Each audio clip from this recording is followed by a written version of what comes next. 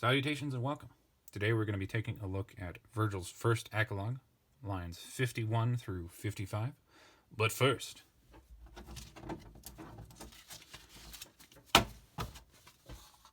a huge stack of paper.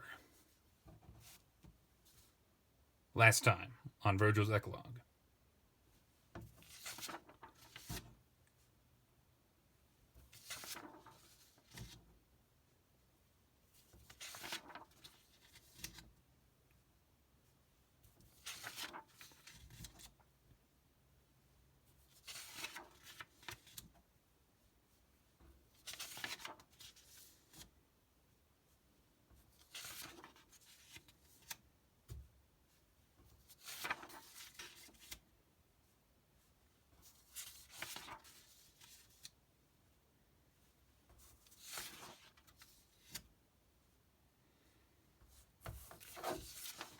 And there you have it. Here is a rubric, everything we're looking for. Let's go ahead and get started. Fortunate senex, hic inter flumina nota et fontis sacros, frigus captabis opacum, hinc tibi quae semper vicino ab limite, saepes haeblies apebus florum de pasta salicti, saepe levi somnum suadebit inire susuro. And there we have it. So here we have fortunate again, which we already know is an adverb, meaning happily or fortunately. So he's starting this line the exact same way. Happily.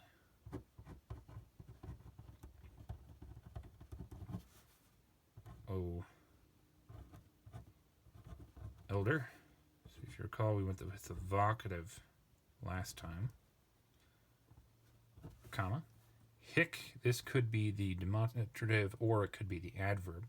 So I'll leave that alone until we've taken a look through the exclamation point. So enter, that takes the accusative. Yes, the accusative as its object, which we find with flumina. A right there, this is flumen, fluminous. And normally in the third declension, if you have a noun ending in en, it's going to be an accusative. So, en in the nominative, I should say. It's going to be a neuter noun. There we go. Plural. Neuter. Nota. So that ends that prepositional phrase. Fontis sacros. All right. And, among the notable, the known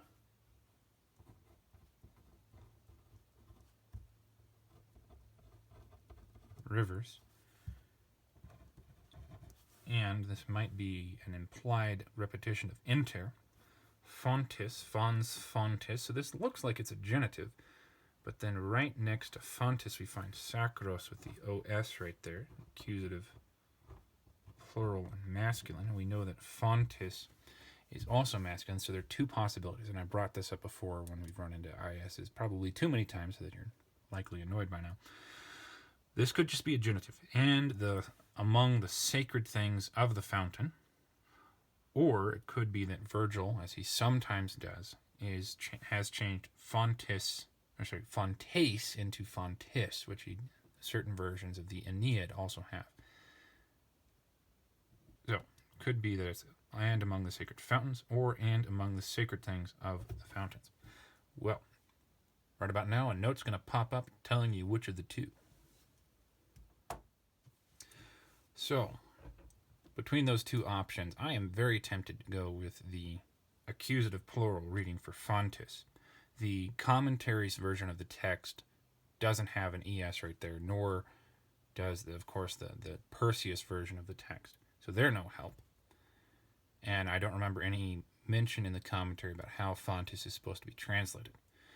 However, it is safer always to go with what you see in the text at hand rather than reading in how Vergil has done something in certain versions of the Aeneid, which may be an error. So while I want to treat this as an accusative, I'm going to still treat it as a genitive. And things of fountain. Okay. Frigus capta bis opacum.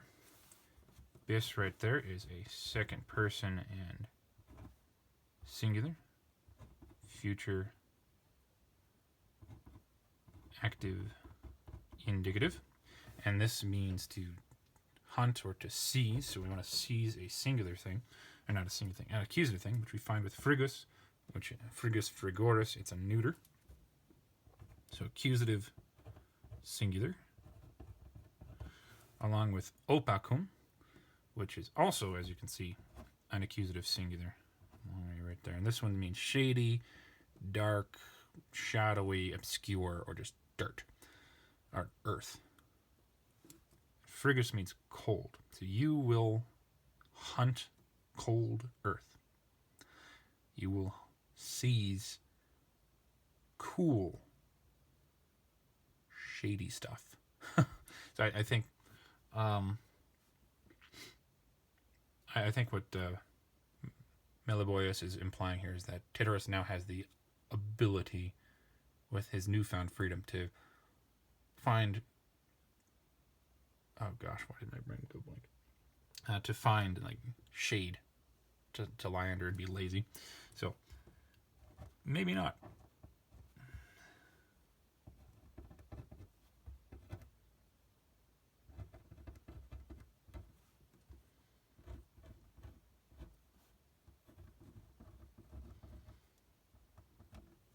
So that's definitely a blessing in Meliboeus' eyes, since he does not have that option. Hinc tibi, so here we have one of our adverbs showing a location. From where? Oh, and I should probably also note that I don't think the commentary has this line in it. So, you know, I also didn't... I've already printed off everything after this, so the line numbers are still going to follow from this point on. But if that's the case, yet another note. But will I have the commentary with me when I edit this? I don't know. So, from where, tibi, to you, native singular. Quae semper, semper meaning always. Quae, this could be nominative singular feminine, or nominative plural feminine or neuter. So we'll have to leave that alone. With kino, with that O right there, that is a dative or ablative. Singular, could be masculine or neuter. Ab limite, got that E right there. This is probably limis limitus. But I'm not... Nominative form's not coming to me. But this is, with that E, definitely going to be ablative. Especially with ob, which wants to take the ablative. And the noun itself is masculine, therefore also masculine. From neighboring byway or path. Let's go with byway. From neighboring byway. Saipes. Now note that there's the S on that, which means we don't have the adverb. Instead, we have the noun. And these two words I don't think are actually related to each other.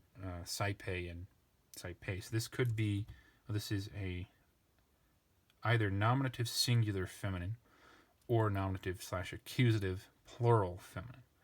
We don't know without further context, so I can just write feminine right there. Moving on, no verb, no verb, no verb. De pasta, that is going to be a verb. And that is, looks like it's, again, nominative singular or nominative or accusative plural. Neuter or feminine. So we don't know that either. Salicti, yeah, that's not a verb. Siping, there we have the actual siping. Levi somnum swadabit, here we go. B-I-T, third singular future active indicative. So something singular will persuade. Persuade what? Well, it looks like we have an object right there. Sleep. What type of sleep? Well, the in ire type of sleep. R-E for a present active infinitive. Just not spelled that way. Will persuade to go into sleep. So this pretty clearly, these are direct object. There, and masculine. Now, if we had an I between the U, the N and the U, then we would have dream. Go into dreams. Just so you know. Back in the day, I always got the two mixed up. The dreams one is neuter. The sleep one is masculine. Dreams one is a diminutive, which is often what it means when you find an I before the case ending. Not in the plural, because that's just an I stem. But in the singular for the ones that were, yeah, you get the idea. Okay, so we have the main action figured out. But then we've got all of this. What is going on here? Well, let's figure this out, and then let's go back. Often, some third singular thing will persuade something else to go into sleep. Lewy, lewis, lewis, lewis, lewe. So here we have what appears to be dative or ablative. Looking ahead, susuro, here we have an O right there, and this one means a murmuring, a muttering, wisping, humming, or buzzing. B's right there. And this one is masculine, and it could also be dative or ablative. We don't have a preposition, so I think this is going to be a ablative singular. It's going to be ablative of means. Will persuade you by means of light.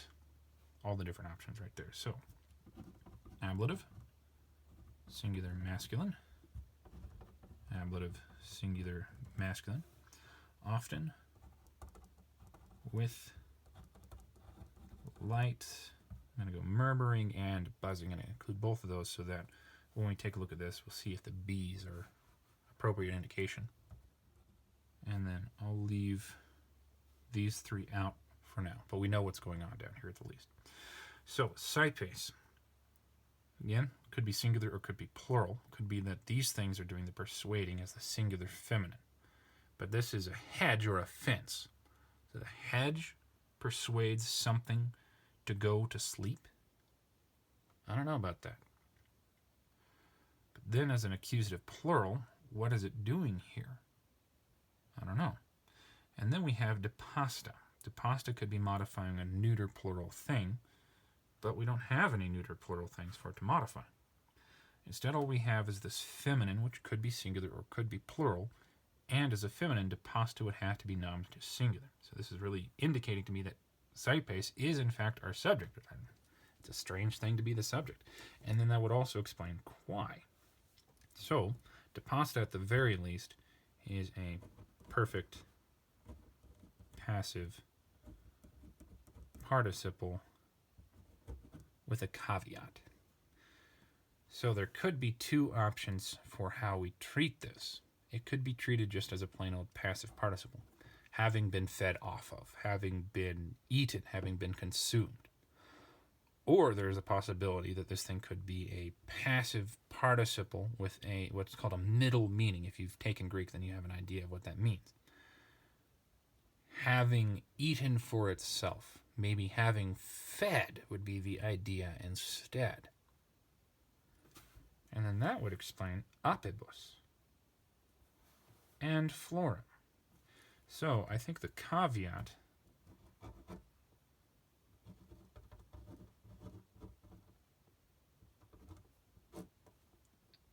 works. Psypes as our subject, doing the persuading, and having fed for itself, florum apibus. Florum, of course, is an accusative. Flos, floris. Oh, gosh. Flowers should be a thing that's feminine. But I don't think they are. It's clearly not neuter. It's either feminine or masculine. Yet, again, something I forgot to look up. Oh, well. Singular and question mark as the direct object of depasta as a middle functioning participle. All right, salicti is a neuter word, and it means a plantation of willows. So is it salictus, salicti, or salix, salictus? And I think it's salix. But then we have this dative or ablative, singular, but apibus, with that IBUS, is a dative or ablative plural. And bees. Bees are masculine. Alright, so then this can't be modifying that. It could be modifying with light murmuring, except that it is itself a noun.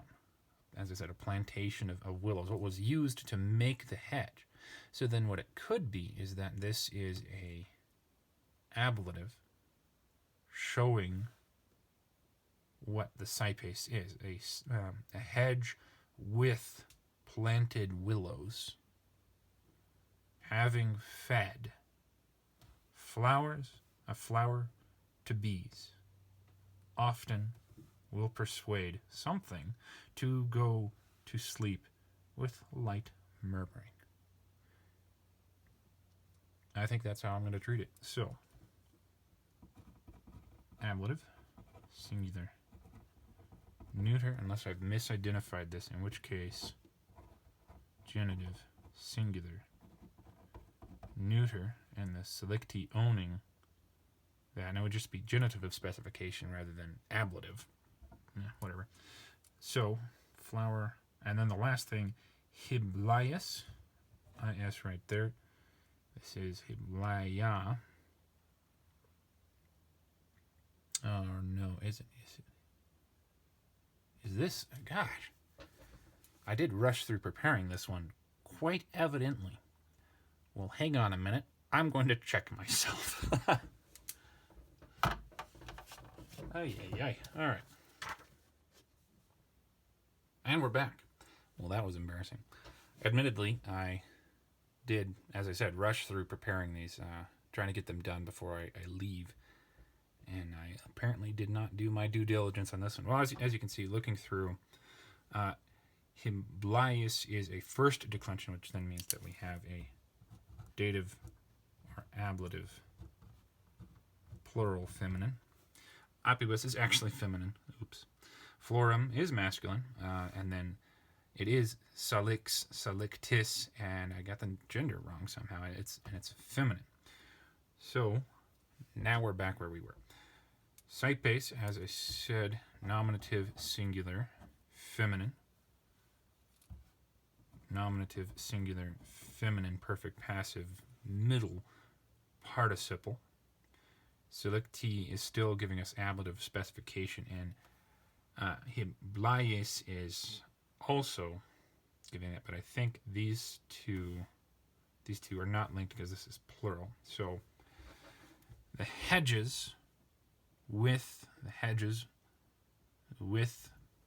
planted willows having fed a flower, singular for the plural, to the bees, to the Hiblian bees, a place that's famous for honey. I should probably add that in.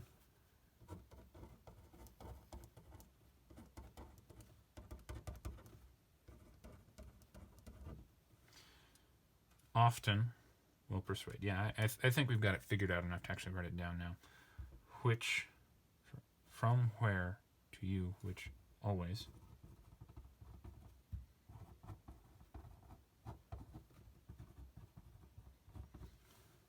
Neighboring byway. Hedges. No, with two.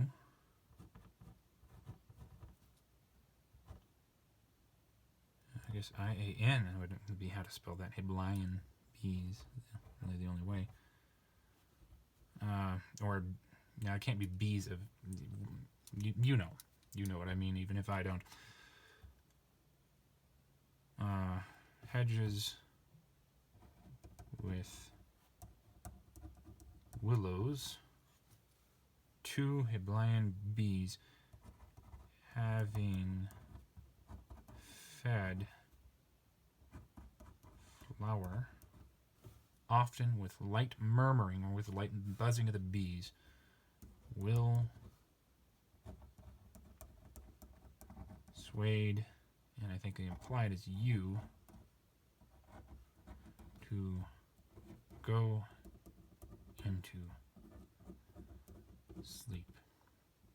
So even though the land that Tityrus has is terrible land, this is a very beautiful picture right here of the comfort that Tityrus will now live in because he gets to keep his home, and unfortunately Meliboeus won't. Well, thank you very much for joining me. I'm sorry for my grandiose failure there. I hope that doesn't happen again, and I hope that you have a very good life. Wally. What? You're still awake? Why are you still here then? You should be reading a book. Or if not reading, you should watch one of these other videos. Please like, subscribe, leave a comment. See you next week.